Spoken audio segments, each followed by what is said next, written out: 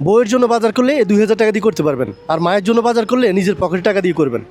এখন বলেন আপনি কোনটা নেবেন? এই 2000 টাকা দিয়ে বউয়ের জন্য বাজার করবেন, না নিজের টাকা দিয়ে মায়ের জন্য বাজার করবেন?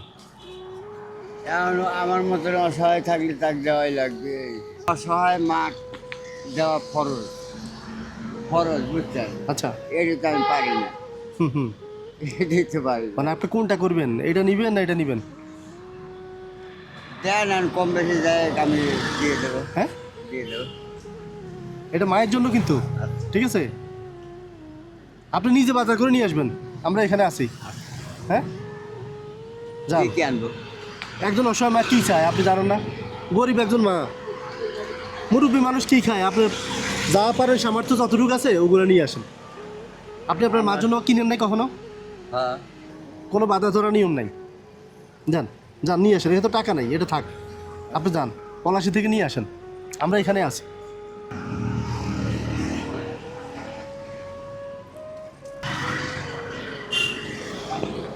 পাইনে দুধ বাজারে নাই। হ্যাঁ, পাইনে দুধ নাই। আচ্ছা কী আনছেন দেখি? ওই যে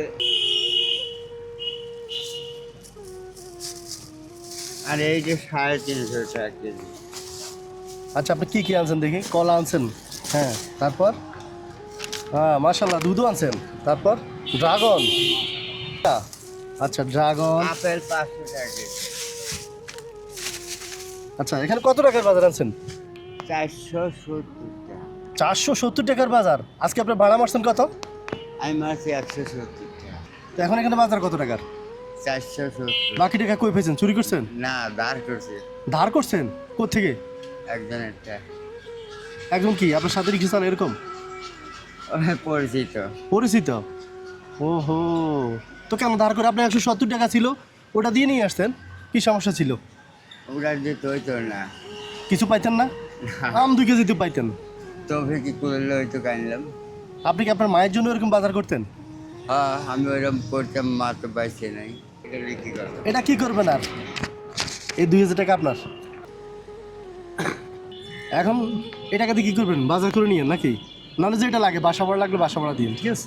না, দিয়েছেন, আমার উপকার হয়েছে। আমি আর 1000 টাকা হলে একটা রিক্সা কিনতে পারবো। আপনি শিওর তো আপনি 3000 টাকা রিক্সা পাবেন? হ্যাঁ, 3000 টাকা। ধরুন, নেন, 3000 টাকা রিক্সা পাবো। ঠিক আছে দেখেন। আমি কালকের দিনে একটা রিক্সা কিনে হলাম। আচ্ছা যাক, আলহামদুলিল্লাহ।